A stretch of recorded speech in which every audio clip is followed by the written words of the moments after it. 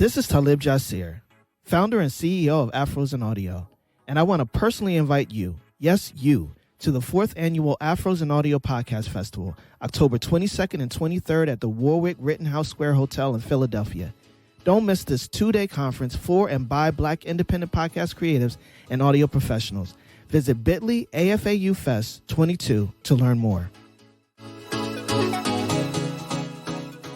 Hey, what's up, good people? It's Jay Ray, the co-host of Q Points, and I wanted to come to you because there are 2 really important ways that you can support our show.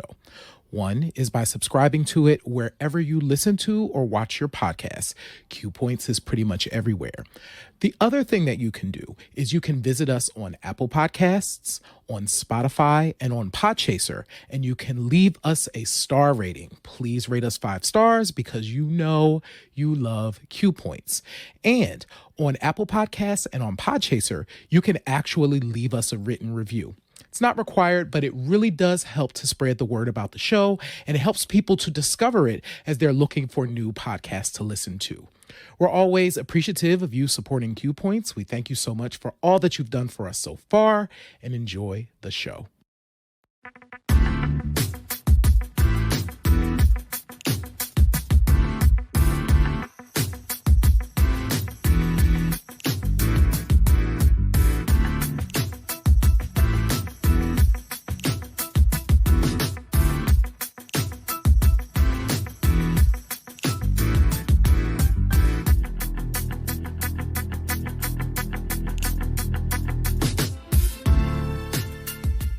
Yes, greetings and welcome back to your favorite podcast, Q Point Show. I am DJ Sir Daniel. And my name is Jay Ray, sometimes known by my government as Johnny Ray Cornegay III. What's happening, good folks? You are now in tune to Q Points, dropping the needle on Black music history. Jay Ray, how has your week been? My week has been amazing. It's been a string of good weeks. This Sunday, Sir Daniel, I danced so hard. Yes. My shirt was so drenched, and I'm so excited about it. And it set it's dope when you do something that you love. It kind of sets the pace for your week. And I feel like I'm still breathing from the fun I had on Sunday. So my week has been great. How's your week been? My week has been fantastic. I am now fully vaccinated with the monkeypox vaccine. I should be good to go within 2 weeks. Right.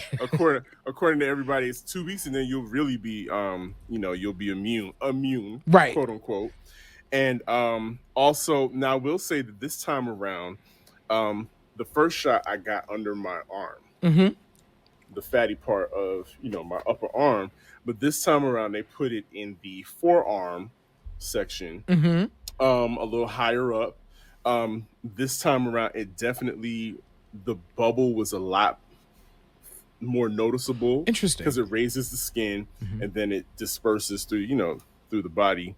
But luckily, no side effects. I haven't had any issues with it. No, not even a whole lot of itching around the site area, but it is what it is. And the next, 30 days after that, then I can, if I choose, I can get a booster for COVID after that. So, just taking precautions as needed. That's right, Matthew. It does. So for sometimes it does itch, sometimes it doesn't. But just taking precaution as needed as somebody who is trying to live in this world and somebody who gets out and gigs a lot, Right. Yeah, that's really important, especially if you are around a lot of folks. And of course, on this show, we've talked a lot to y'all about monkeypox as well as COVID. Not saying that you have to get vaccinated, but we certainly want to be sure that we share our experience, because if you choose to do so, what you might go through. My interesting thing is you can still feel a little bit of a lump where I got my first shot, but it doesn't, there's no sensation anymore. So I can't feel it. I'm coming up on my second shot probably within the next week and a half. So, nice. And I've been seeing a lot of other people too get it under here. So maybe there's some new guidance. So I'll let y'all know where I get it next time. It definitely is. But yeah, it was definitely needed, especially after a weekend like what we had last weekend, especially here in Atlanta. It was Labor Day weekend. It was also Atlanta Black Gay Pride weekend. But most important, exactly. It was my birthday weekend. It was DJ Sir Daniel's birthday. And I am openly 47 years old. Right. You're not hiding it from anyone. I'm not in the closet with my age. I am openly 47 years old. I've been openly middle-aged for a while now, and I'm proud of it. Yeah, I had a great time seeing some familiar faces. Yes, definitely celebrating Virgo season to the fullest with my friends like Matthew Conti, who's also his birth. There's like a lineup of us, right, of friends, right? We have our friend Donald. He's the first. Matthew, who's in the chat, he's the second. I'm the third. Beyonce is the fourth. And then in my own family, there's like several of us that have birthdays back to back. I have an older cousin. He starts it off. Then comes me. Then my aunt is the day after me, and then my uncle's is today, as a matter of fact. There's a lot of us. So, Virgo teens, big Virgo teens going on around here. And but it made, and thank you everybody in the chat. I appreciate the birthday wishes. It was, I'm not even gonna say bittersweet, but it this past weekend marked the end of an era for me. Yeah. I made the conscious decision. I've been DJing the Big Dogs, which is an organization that was created, which is pretty revolutionary in itself. Is an organization for gay Black men of size, big guys. It was created before all y'all like fat boys now, right? Like big guys now. Big this guys was before that. Style. This was before that. This was like the Underground Railroad for fat boys. So the Big Dogs they legit created a space for men of size who were same gender loving to party, to socialize, and create a network. And so every Labor Day weekend in Atlanta, of course, is Pride, and then I would DJ the day party. And they had a white party. I was doing that for years. It actually has been over a decade. Wow. I legit cut my DJ teeth doing the white parties and the day parties for the Big Dogs. So I'm forever grateful to Father Clinton Lanvin and his partner Brandon for giving me that opportunity, because really that was like one of my very first major gigs was doing the parties for them. And I was doing it for close to over a decade now. And I'm a seasoned daddy. I'm not, music is changing, people's tastes are changing, and so my tastes are changing as well.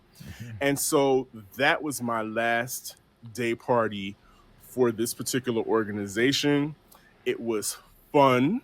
Nice. I got to hear some records out in the club that I've been dying to hear what they sound like in the club, and seeing the responses. Of course, there were certain things that were given, like I knew the Beyonce songs were going to hit. The Beyonce songs were definitely going to hit, especially Church Girl. I have a new respect for Church Girl after hearing it ring off in the club. It's sure truly it bangs. It's truly a different experience than seeing people singing at the top of their lungs. It's definitely a different experience. And then, some not so good thing though. That Pink Lady, her Super Freak song, the kids did not like it. It cleared the floor in like 10 seconds. And you know what? The club is where you figure out, what? I wonder if folks take their joints to the club before they release them now and like test drive it. Because remember, the reason why I'm Coming Out was like a thing is because Diana Ross took that record down to the club and let the DJ drop it to see how the crowd reacted. I guess folks probably don't do that anymore. No, they do everything online. Everything is dropped online. It's dropped on the social media platforms. They do their interaction with the fans and tease the fans and drop songs and just put it out there. but actually working a song and workshopping a song to see if it really hits is not done anymore. Some of the criticisms of the song are true. It's not. It's just. I was surprised, but I wasn't surprised because I dropped it specifically for the younger folks that were at Bulldogs, because I was going to get it a little ratchet, turn up for them. And they just paid it. They were like, yeah, that song doesn't interest us at all. And I was like, ooh, well, there's the answer on that. That won't be in my rotation anytime soon. Because and you figure, to your point about the online thing, it's a vacuum at that point because you're only talking to your stands. Whereas in the club, you getting a whole lot of different people. Some people know you, some people don't know you. So you really get a chance to see if something would work. Good lesson. And I hope if her folks listen to this, all artists, if you are trying to do a joint for the clubs and do a joint for the people, take the joint to the club and watch what happens. Even if not a club, a bar, there's plenty of brunch spots. You could do a pop-up at a brunch spot because that's what the kids like nowadays. Yes. Anyway, turn up brunches. They turn up brunches, hookah lounges, whatever type of music is, figure it out. Work the records nowadays. We've gotten really lazy when it comes to presenting records to the public now. And that's why that particular song is not a song of the summer. So, Sir Daniel, we need to talk about the song of the summer. So for those folks joining us, and thank you to everybody who is joining us and hanging out with us in the chat, whether you are on Twitter or on Facebook or on YouTube, please, what was your favorite summer song this year for summer 2022? But Sir Daniel, you sent over this interesting video clip. So we're going to play this quick video clip, and then we're going to come back and we're going to talk about the songs of the summer for 2022, or what the heck happened. All right, so your song of the summer is FNF.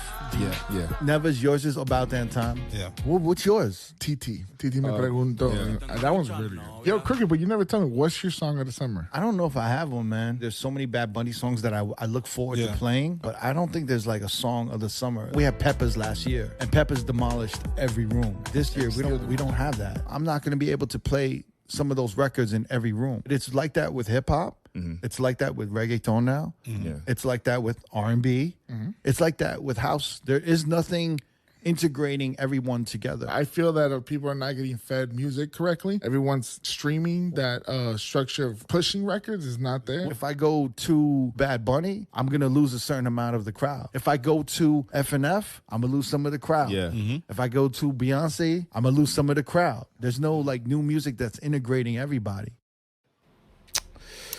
It's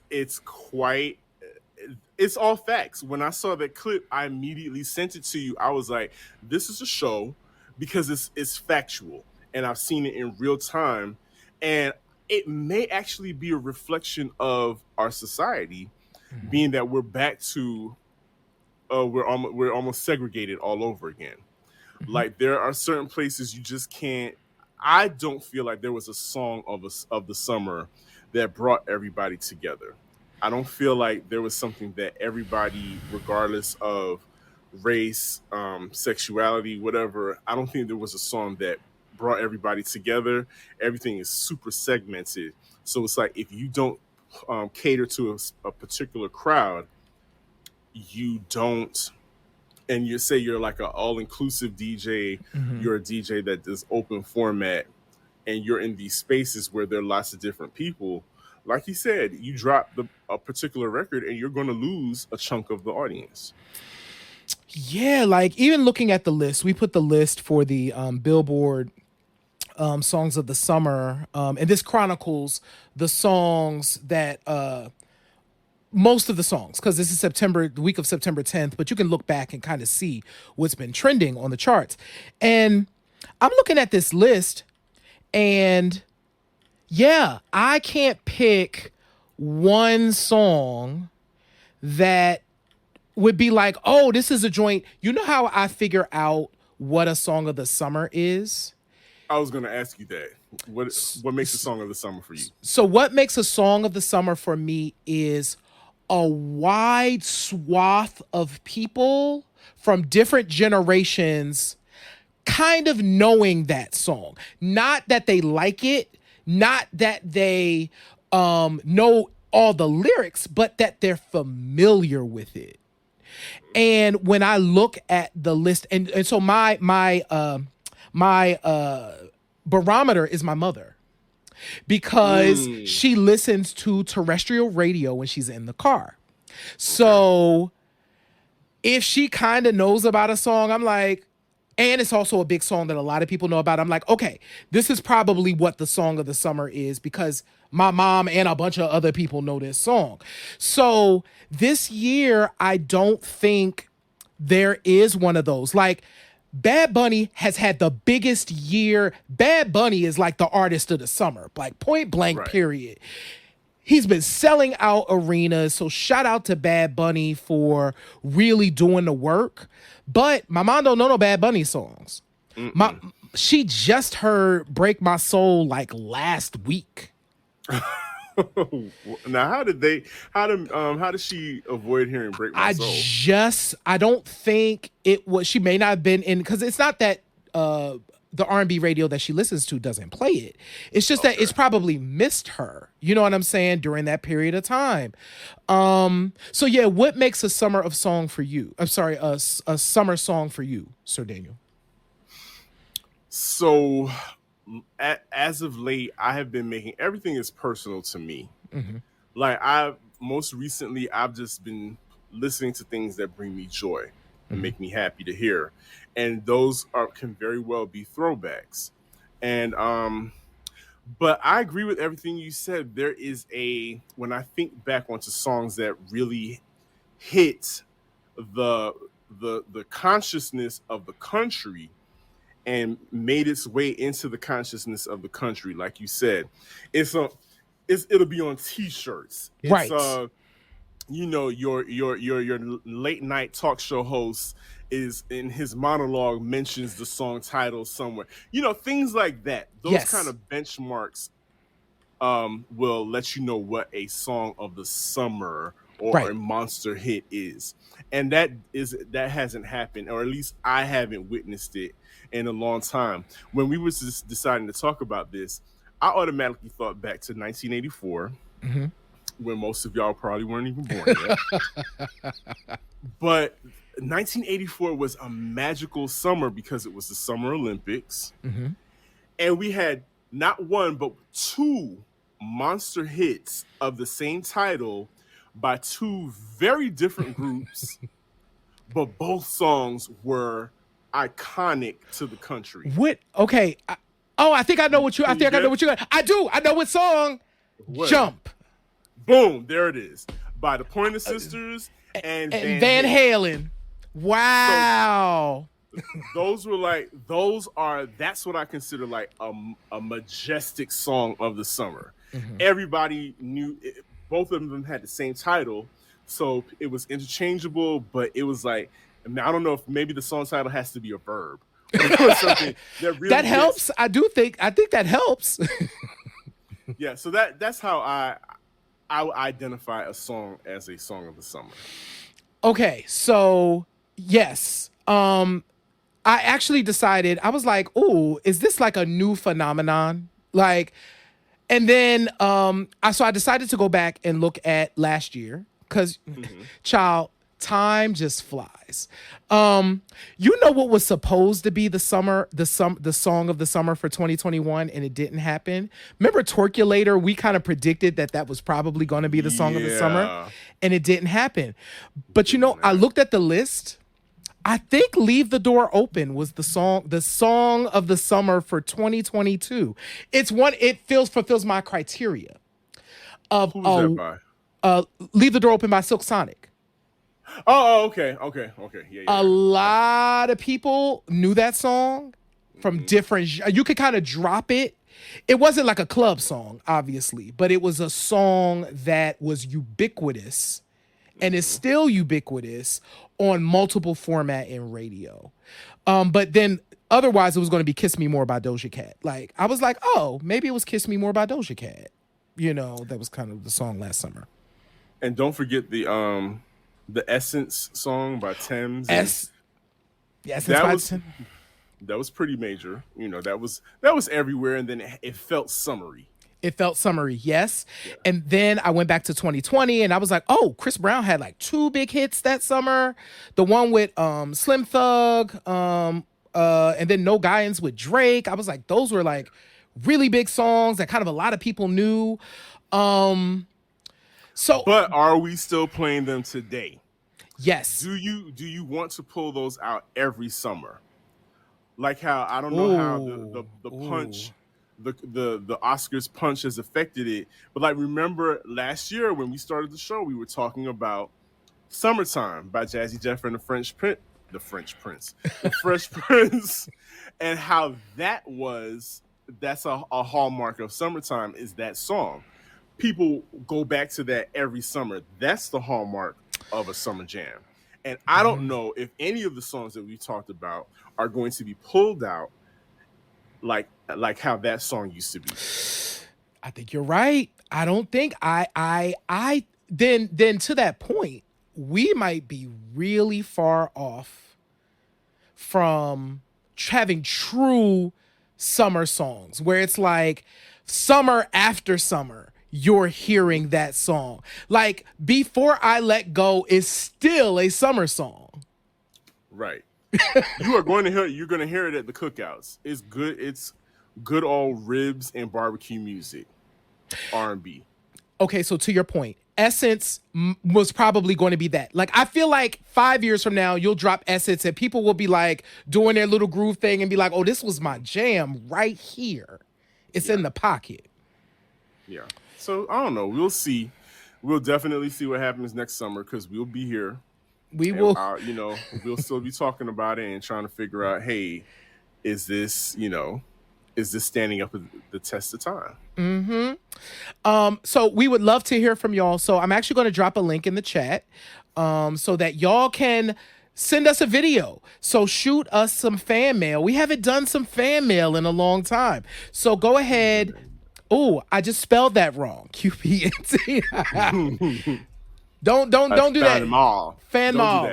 Don't do that. Do that and definitely send us a video. What was your song of summer 2022? Why did you like that joint? We want to hear from you. We would love to see your faces. We haven't seen your faces in a while, so this will be fun. So send us some fan mail. It'll definitely be fun.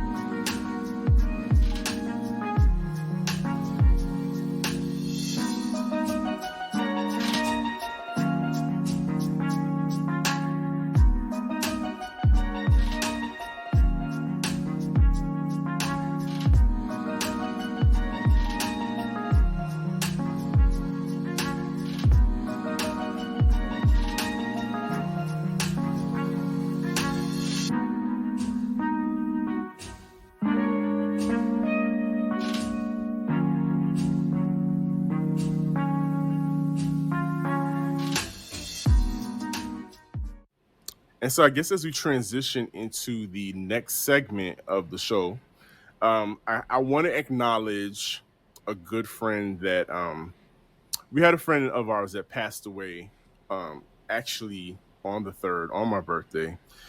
He had fought a very long battle with cancer, and the love that I'm seeing for him in his transition is from his community. A lot of friends are, pouring into his memory, and you could tell that he had very tight relationships with a lot of different people. Our good friend Akeem just recently passed away, and it really put everything into perspective for me, because he hadn't gotten to 40 yet, and here I am celebrating 47. it just made me more appreciative and made me think about what I need to start concentrating on to be happy. What things do I need to do in order to make myself a happier person? What kinds of people do I need around me to start pouring into myself? What kind of friends do I need to keep around me to hold me accountable? And I think this next segment and this next crew that we're about to introduce to you guys is so important. And there's a reason why we brought them to you, because we're not just going to put anybody in front of y'all. We're not going to introduce you to no junk. We're very happy to introduce to you the brothers of the Reclamation Point Podcast. And J. Ray, earlier this week we had a great conversation with these brothers.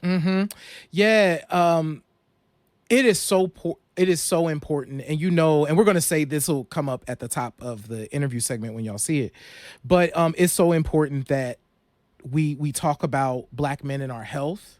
And all aspects of our health. We've done a lot of stuff talking about, our physical health. Also, our mental health is so incredibly important. And so Dr. Ed Garnes is one of my favorite people in the world. And so when I saw that him and Moetown Lee were starting this Reclamation Point podcast, me and Sir Daniel were like, it only makes sense that we come over, and introduce the very important spiritually guided work that they are doing to help Black men get freer through dialogue with one another.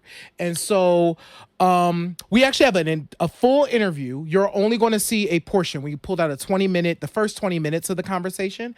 And then tomorrow on the website, you'll be able to kind of see the full interview. So make sure that you're watching our socials and make sure that you're watching everything. But we are going to play the conversation that Sir Daniel and I had with Dr. Ed Garnes and Moetown Lee from the Reclamation Point Podcast. And we put their link in the chat too. We want y'all to follow them wherever you can listen to podcasts. And we're also going to drop their socials too. So we're going to play this interview and we'll be right back.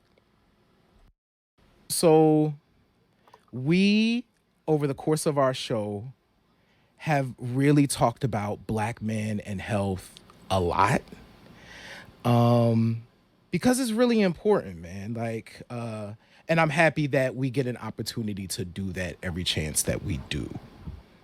Absolutely. Black men are one of my favorite people is Black men. The other is Black women. Yeah. But yes, absolutely. And being that we are Black men, it comes as no surprise that we are in tune to the needs and the things that Black people are going through.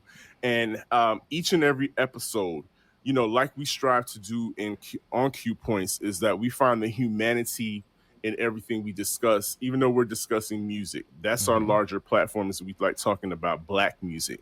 But you can't talk about Black music without talking about the people behind the music. And a lot of artists, a lot of us are struggling. They've been struggling throughout the generations, and we heard it in the music, but we took it as, as joy, because it was presented to us as joy, something to enjoy.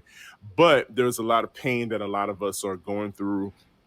And it's about time. What I love about this time that we're living in is the young people, and we give them a lot of grief. We do. The younger people, we do, but the young people are not afraid to speak up and say, hey, I don't like that. I need to take a moment to be by myself. I need to take time off. I'm quitting this job. I'm doing whatever it takes to protect my mental health. And my hat's off to them for advocating for that and championing that as their, main thing for their generation. And we are lucky today to be talking to two brothers who happen to be from our generation, speaking on the same thing. Yeah, man. So before we bring our guests on, I want to just kind of lift up the beautiful organic nature of the way things work. So I met Dr. Ed Garnes, I think, oh my goodness, back in 2014, 2015. And of course, Kipper, I've, been Kipper's manager since 2014, and we ended up over at ABL Radio. Shout out to ABL Radio. I really miss ABL Radio. And yes, got the opportunity to meet this brother, and one of the things I will never forget is just the energy of that moment of being there to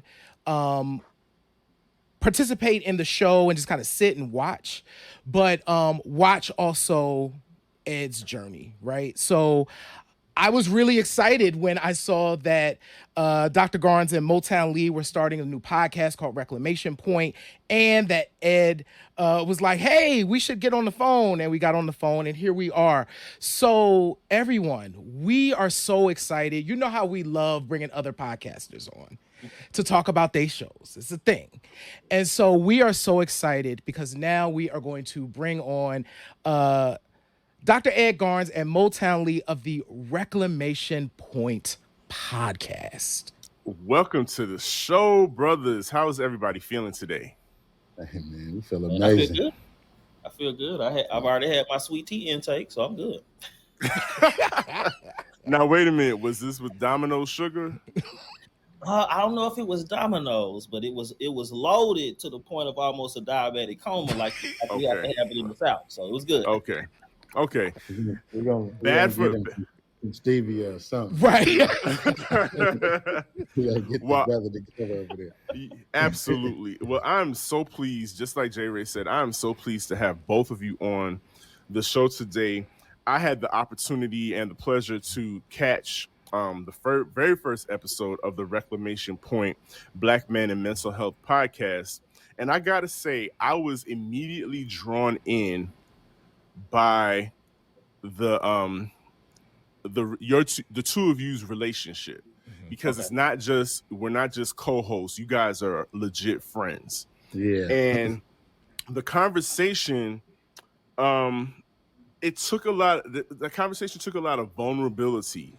You were very, like, from the gate, you all opened up, and Dr. Ed, you showed, I know because of your profession, but you showed a very heightened level of curiosity and observation. And of course, Moetown, you were willing and able to open up to him. And I get that that's what the show is about, but I do know that it's going to take a lot of unlearning for Black men specifically to be able to do what the two of you did, because that's how the healing is going to start. So what can, aside from watching the Reclamation Point, what can we, Black men, Black people, period, do to start that unlearning, especially with little boys, but just start that unlearning so we could begin to start healing? Well, for me, the podcast and the conversation is actually a real conversation. Like, so we have, even though it's playing out to everyone else, this is actually a real conversation that I'm having with my friend who actually happens to be a therapist, right? It's not me like going and having a conversation with it, because I think if that's the way it was presented, me going and laying out everything through a therapist, I wouldn't. And I didn't talk with my friend first to be like even open, because there's a lot of, like, for me, just like a lot of Black men, therapy has been suggested on a lot of different times, and I've never been open to it. It was just like, for what? And the reason, and I always thought it was a motive for people to suggest therapy to me, right? It would be like, if I'm in a relationship and I'm dating somebody and they're like, you need to go to therapy and figure it out. And I'm like, all right, you want me to go to therapy because you think that I'm just bad and you're just this perfect person, and this therapy is going to tell me that and it's going to help me. That's how I took it. I wasn't receptive to it. It wasn't until I got to a place where I'm like, normally I'm able to shake off these certain feelings and whatever, and I couldn't shake it. And I'm like, all right, what can I do? All right, let me call my friend who happened to be reaching out to me like a lot. You know what I'm saying? He knew I was like going through something, and he reaching out, and I was avoiding him. And I was like, all right, I need to call Ed back, and I respect Ed. We already, have, you know, these personal conversations about what we're going through in life and just in general anyway. And then him talking to me and me like just having this relationship with him made me receptive to it, and being receptive. And I was like, all right. And then talking to other brothers, like my other friends who I'm like, oh, I didn't know you go to therapy. Like, oh, really? And they're like, yeah. And so this is what made me be receptive to it. And then since it helped me, I'm like, Ed, we need to have this like, we need to expose other brothers like to these conversations so they can look at, you know, I looked at it, they look at me like, I was super anti-therapy. So that if he can actually go and it's helping him be a better person, maybe we can help with other people. Yeah. It's funny, you know, there's not a magic secret. It's so simple that it's revolutionary. Black men are always looking for a safe emotional place to land. And we've been taught by Western world culture and white folks to see vulnerability and emotional expression as a weakness. But in Black psychology, it's actually a psychological strength to bear your soul. The healing comes for the bearing of the soul. And DJ Sir Daniel is working on a master's in counseling because he picked up on something that is very important. Absent a deep and loving relationship with Moetown as like my big brother and me, his little brother, absent that relationship, you don't get Reclamation Podcast, and you don't get the vulnerability that you saw in episode 1, because without a relationship, or as my mentor, Dr. Cornell West, would say, there is no love without correction. And so when you come from a place of love, you can correct, you can redirect, you can reclaim your dignity when you are dealing with individuals that love you on a soul deep level.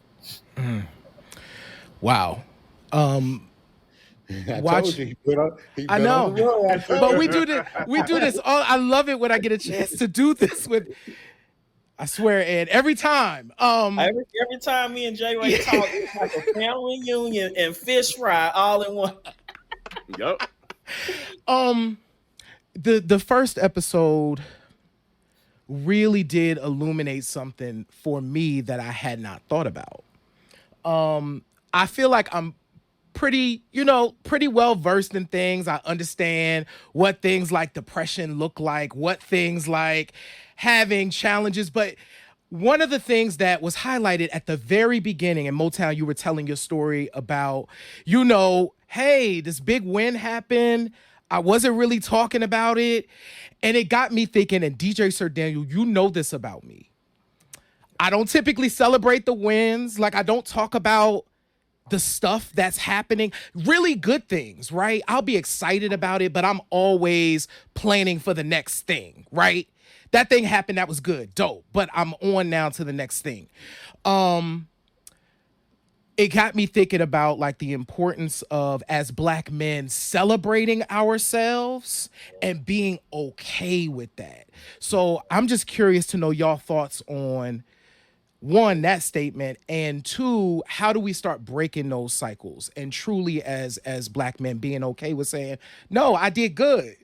And I want to tell people. That's funny that you say that, because the initial conversation I had with Ed when I was in that place, the thing that he left me with was, hey man, you got to focus on what makes you happy and celebrate those things and gravitate.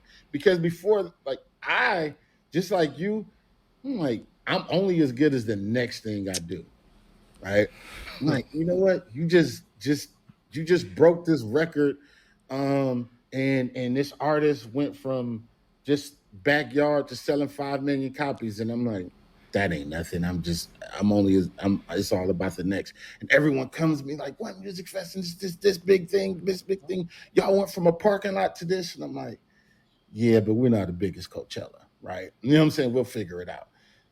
And I didn't realize, Ed made me realize that was one of those things that mentally like holds us back, not celebrating, and making it, because we know those people who sometimes they just, you over celebrate. It's just irritating. You know what I mean? Like, I'm missing on that. It comes from a place of ego, right? So we're so anti that, that we're just like, and so I was in that place, and I was in that place where I was ashamed of like the wins. You know what I mean? I was when people came to me and literally like, oh, this is dope, and I was like, oh God, why is he like, really? Like, oh, in the inside, I was just like, and I would shy away, but I was that gave me anxiety.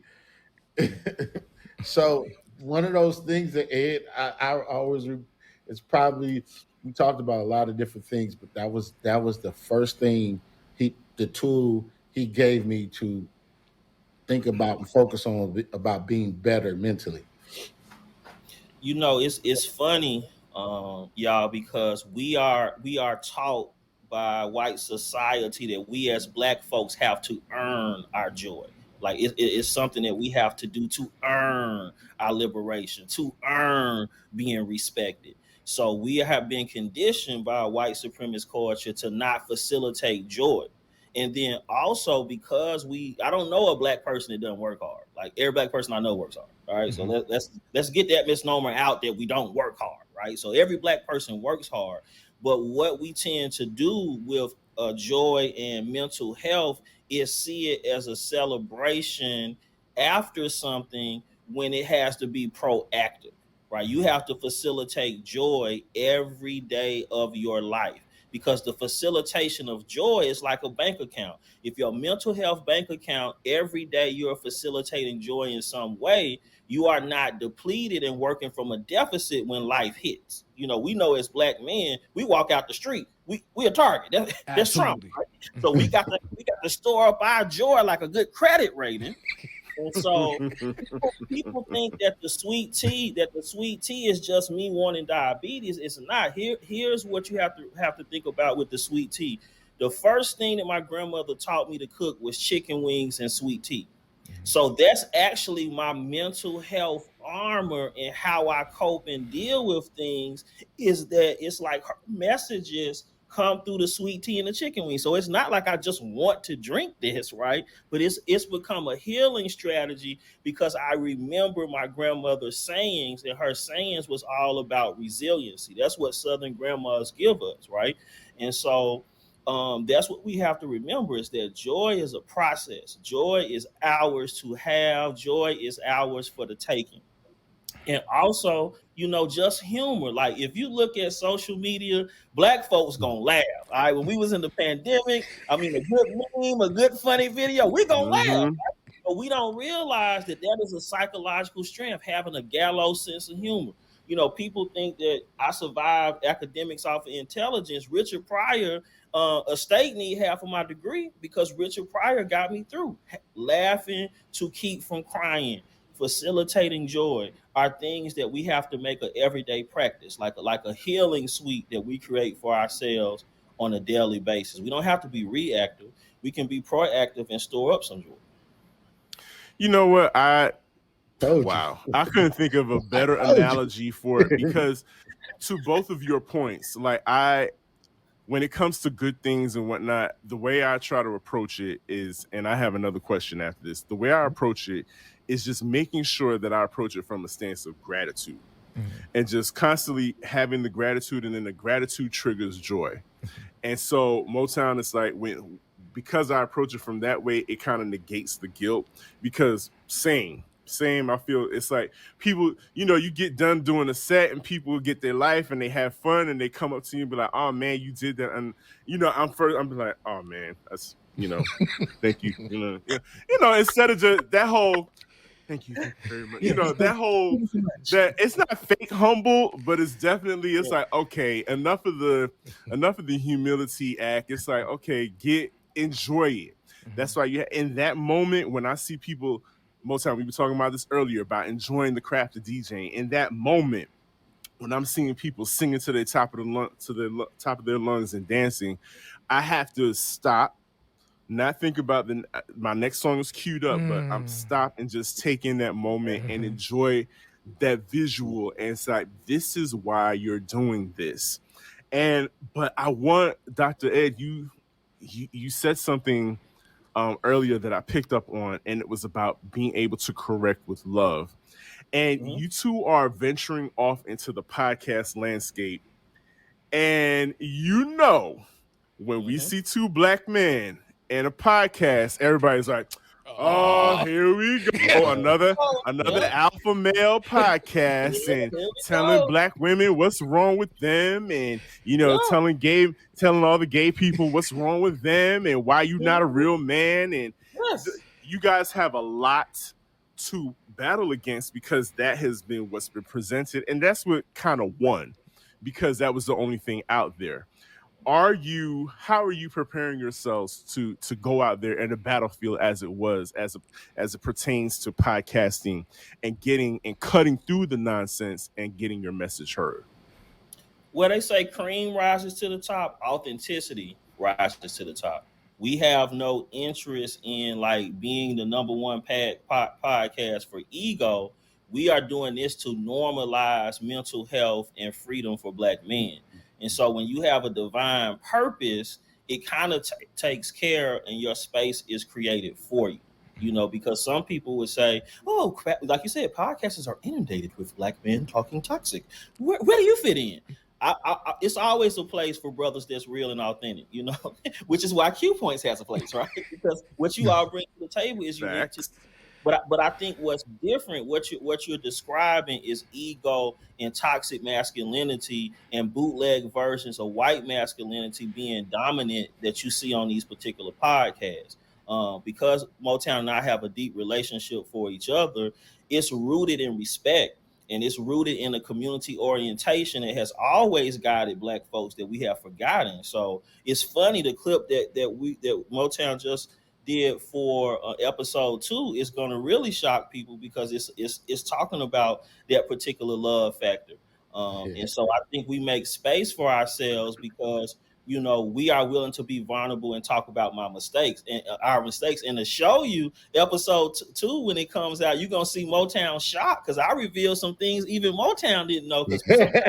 Sometimes people see therapists as the all-knowing, and we haven't struggled. And so what makes me a better therapist is that I as a black man have been through hell and came out on the other side and still go through hell daily. So I have lived in this world for 45 years as a black man. And so I have experience on the academic side, but I remix that with my grandmother's Southern sensibility and common sense to create the antidote to a lot of the toxic things that you see. So I think, it's a place for us because there's nobody like us.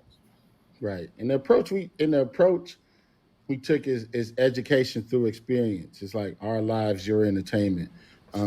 It is not, I think for far too often, we talk for episode 2, when we talk about relationships, we didn't talk about relationships in a place where like the competitive banter, because this is not what we, want to do. I talked about my experiences and why I thought, the ways that I thought about certain things, and how therapy and how approaching my mental health has exposed me to learn why I thought these ways. Because we all, like, there's times where we can easily point out and be like, well, all right, I'm from the West Coast and I grew up off Too Short and Sugar Free.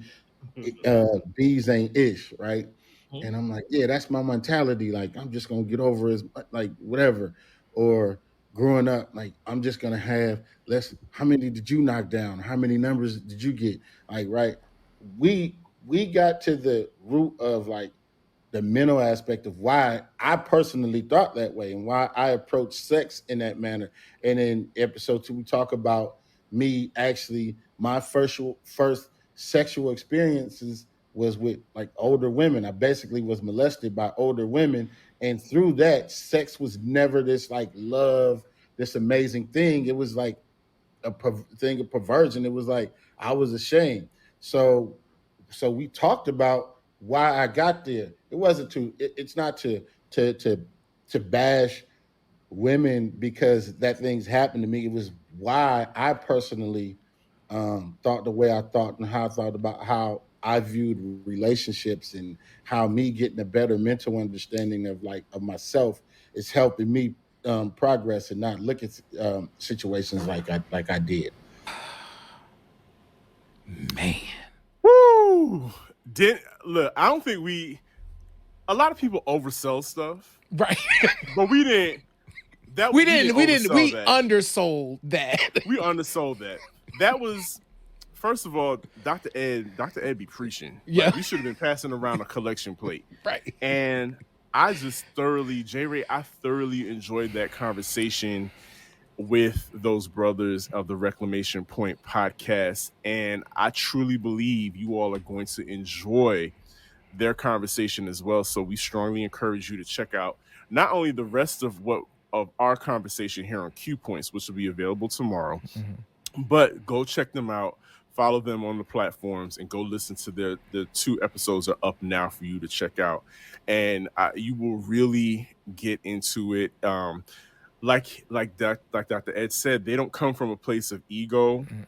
And he's in the room too. What's up, Dr. Ed? They don't come from a place of ego. They don't come from a place of, trying to be alpha males, the next alpha male podcast, which we're all tired of.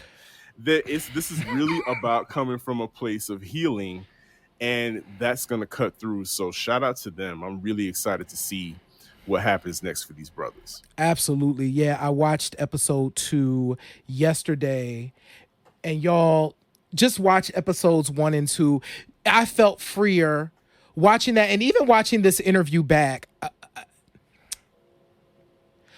There are so many things that I know that I'm still working through. Like I was telling Sir Daniel, so we were offline talking. Y'all couldn't hear us because y'all was watching the interview. And I was like, I don't even know how to not be humble. Like, I don't even know. I got to get the tools right. Because it's so important. One, and shout out to Dr. Ed Garnes. Who just dropped the link to episode 2 in the chat. That idea of doing something joyful every day and storing up joy, because we know we go through those moments where we can't see the forest for the trees, right? But if we got a little bit of joy stored up, then we got something to pull from, and we don't feel like completely defeated and depleted. Man, Reclamation Point, what Dr. Garnes and what Moetown Lee are doing is guided work that we need. Because it immediately affected both of us, because we were both sitting there thinking about how we are scared of our wins. We are scared of our wins because that brings attention to us. Yes. And that attention leads to people asking you to do more things. And then you start thinking, can I really do this? Am I really... Oh, wait, people are going to find out that I'm a fraud. Right. Like, it's definitely imposter syndrome, because God knows sometimes when I get behind them turntables, I'm like, they are going to, I don't know if they're going to like this. All those messages, all those scripts, because all of us have scripts that are in our heads. All of those scripts start playing out. And right now is where we start interrupting those scripts, and we start uploading new ones. And as my co-host and friend, we need to challenge each other on celebrating these wins. Like Q Points is winning. Q Points is winning. Show 68, yo. We are on 68 episodes. It's been nonstop. The quality is, in the words of Tiffany Pollard, I Love New York. Look at the material. Look at the material. Like, we have been giving y'all some really great material for over a year now. And so it's time we toot our horn, toot. Y'all are going to continue getting this content from us. And we are going to continue sharing people that are of the same caliber or higher than Key Points, because we're about trying to elevate around here as well. Yeah, like I am so grateful that those brothers decided to come and sit down, and I can't wait for you to hear the rest of our conversation tomorrow. So go ahead and make sure that you follow our socials and do all of that. Sir Daniel, this has been an amazing show. I mean, well, duh, J Ray. You know yes, what? Of it's course been an it is. amazing It's show. Q points, right? Starting now, right? We're None of that. Wow, thank you so much. right. It's enough of that. Matter of fact, tomorrow, if you're in the Atlanta area, come out tomorrow. Be masked up or vaxxed up, whatever it is. Come out tomorrow to the Best End Brewery because my one of my favorite things to do, thank God it's vinyl, is back tomorrow at the Best End Brewing Company in the West End. My crew, my family, my vinyl family is spinning tomorrow. We got Peppermint Gaddy, my sister, Sully, my brother. All of these are my peoples, and Swivel, and then the kid is going to do a nice little set for you as well. So if you have time, come on out. It's a great time. There's no fee to get in. There's food. There's drinks. It's a relaxed atmosphere. There'll be vendors. Well, JB's Record Lounge will be vending there. So if you love vinyl, you want to pick up some vinyl, you'll be able to do that as well. So come on out. I'm hoping that the weather cooperates because it's been kind of iffy here in Georgia, but we're gonna have a good time, y'all. Nice. And tomorrow, one of the things that I haven't talked a lot about on this show, but this is the perfect time to do so. Tomorrow, I have my second of my lighting test sessions, which I've been doing down at Rec Philly. Pause. Shout out to Rec Philly. Sean Diddy Combs just invested a lot of money into Rec Philly. Rec Philly is going to be opening Rec Miami.